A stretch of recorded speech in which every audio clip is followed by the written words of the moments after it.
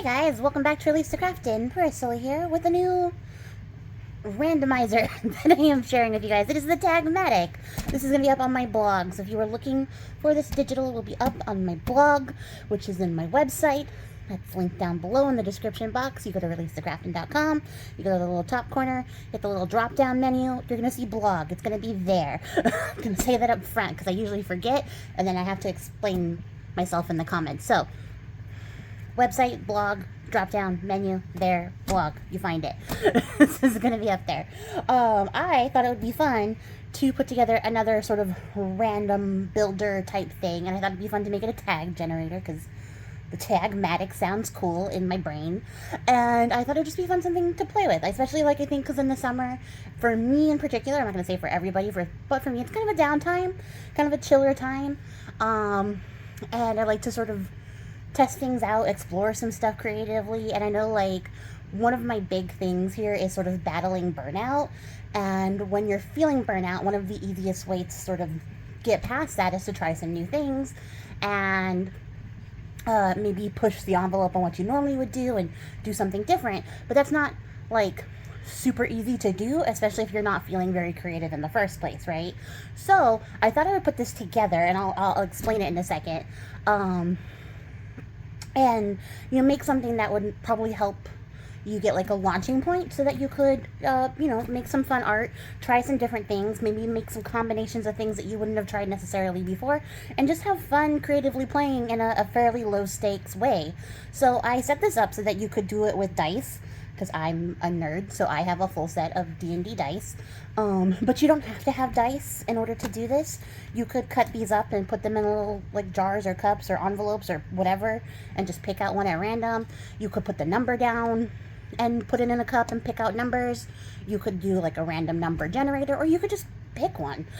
Nothing is stopping you from just picking one off the list and going through. Heck, you could go 1, 1, 1, 1, 1, 1, and bada bing, bada boom, you have it. So, there's lots of different ways. Don't feel like you have to have dice, but I did format this so that you could use D&D dice if you want to. You could also not want to, and that's really fair. So let's talk about it, and then we'll roll and make a tag. Yeah?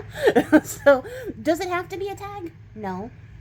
You're the boss of you. Make whatever the heck you feel like. But if you want to make a tag, make a tag. And you can start anywhere on this list. I didn't particularly arrange it in a way that was like one thing first, one thing second, one thing third. You could roll everything out and then decide how you're going to assemble it, or you could do one thing at a time, one after the other, and sort of let, like, fate take its course. It's up to you how you play the game, okay? It's just to have fun and just, you know, try something different and make something, you know, at the end of it. So that's what it is. So up first, in the first column, we have pick a style, and so I have 8 different styles here. Is that the limit? No. You could absolutely add more styles to this if you want to. There's a whole backside to a piece of paper if you want to add more stuff here, so don't feel like there's a tight box that you have to fit into. I'm just trying to tell you guys, I guess, or explain that this is a very flexible, open exercise just to have fun and explore things creatively. So there's 8 different styles, so you're going to pick a style from there. You're going to pick a material. This could be the base for your project. It could just be something you add to your project. It's up to you. You're going to pick a color. Obviously, this is not all the colors in the world. I tried to limit it to just 12 fairly common colors. And then you're going to pick a shape that you're going to make your tag or put onto your tag. So you could absolutely make a triangle tag, or you could just add triangles to your tag. Lots of flexibility here. So don't feel like you have to do certain things a certain way. Allow yourself to be flexible with your choices. And then there's, like, a bunch of themes that you could do these particular styles in. So I thought that would be fun to add a little, like, twist to what you're doing, because you might not necessarily put these ideas together. So there's that. There's 20 options there, and then there's the last column, which is add a little spice. So just a little something to, like, mix it up a little bit, a little final, you know, finishing flair, so to speak. And there's 20 options there as well that you can roll into it. And I'm just gonna say up front, shout out to Tiff over at Amethyst Raven for helping me finish this, because I got, like, brain fart at the end of it and needed a couple more prompts, so she helped me with that. So Shout out to friends, helping friends when you need them. But I know what you guys want to see. You want to see me roll some stuff and then make a tag, right? You want to see how this works. So I got a little scrap piece of paper here. I have a pen, and I have some dice. Ugh. This little bag is tight. So we're going to go for style first, because I'm just going to go straight down the line. And I need a D8, and a D8 is this. And roll, and we got fantasy. And then we need a material. So I have a D4, and that's a 2. So we're going to use cardboard. And we're going to pick a color, so I need a D12. And we got red. This is going to be interesting. And then we need a shape. So a regular die is a 6. And we're going to do triangle. And then I'm going to get a D20 out to pick a theme. And a theme that we're going to go with is mythical. That's lucky because I was a little bit concerned. But it goes really great with the fantasy. And then we're going to add a little spice. So the D20 again. And for this one, we're going to use embossing, which I would have used anyways. But you guys already know. So since I was going to use it anyways, I'm going to add more spice. And we got a 9. And that is bugs. I'm regretting my decisions. But okay, so I'm going to go gather some things, and I'm going to come back, and we're going to make a tag. Alright? So stay tuned.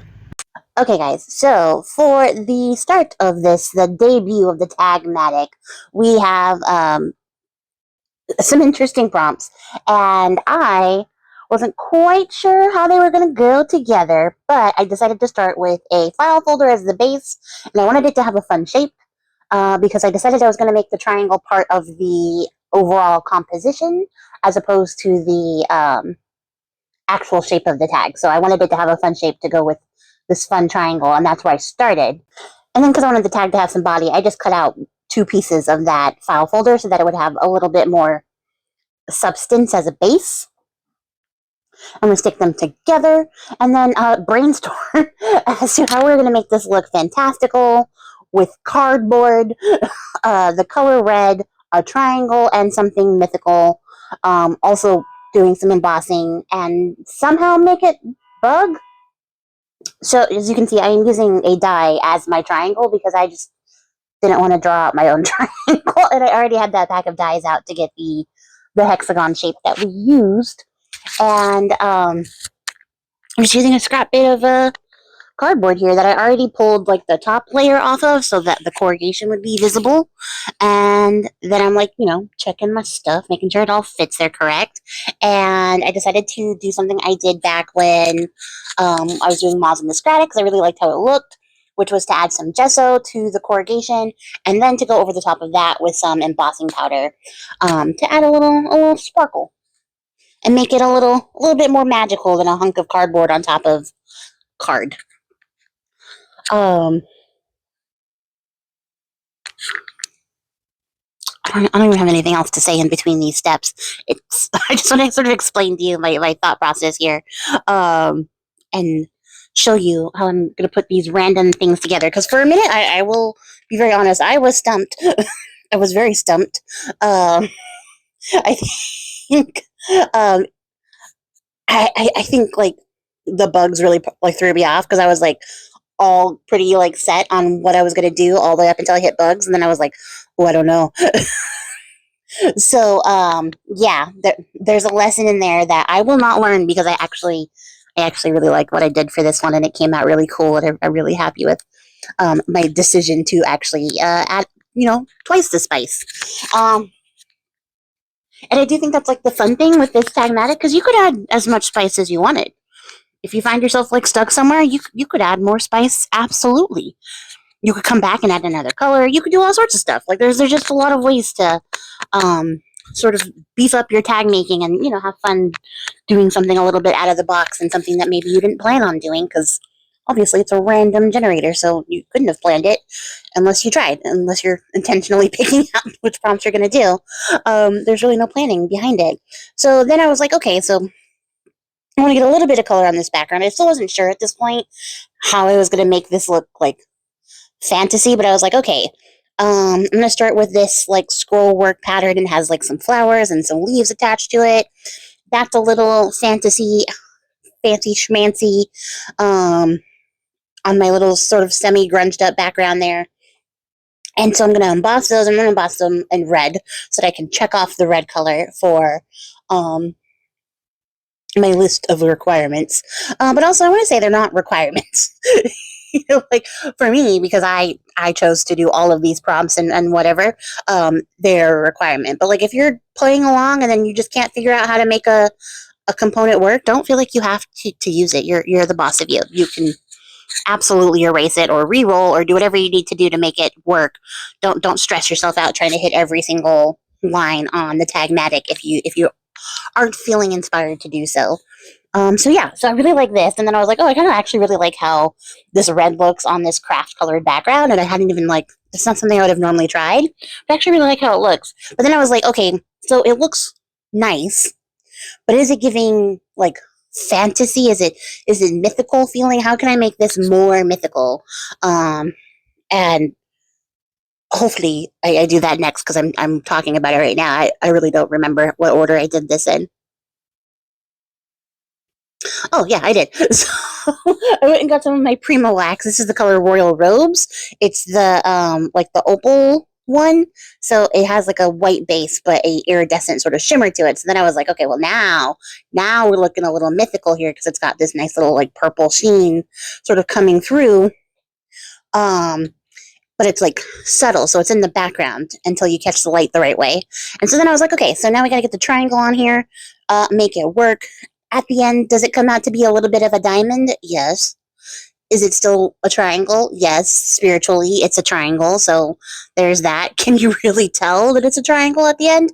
No, but it is an interesting bit of texture, and it's an interesting like component to the tag overall. So it works. I did it. I don't know why I'm fighting so hard to justify it. I made my choices, and you guys know me. I'm going to cover up every background I make, so it is what it is. So now we have our cardboard on. It's looking shiny. It's looking magical. It's looking mythical. And then I remembered that I had this book, which is the Arthur Spiderwick's Field Guide book. I actually have a couple copies because I love this book. And then I remembered that the sprites in this book are made out of bugs and flowers.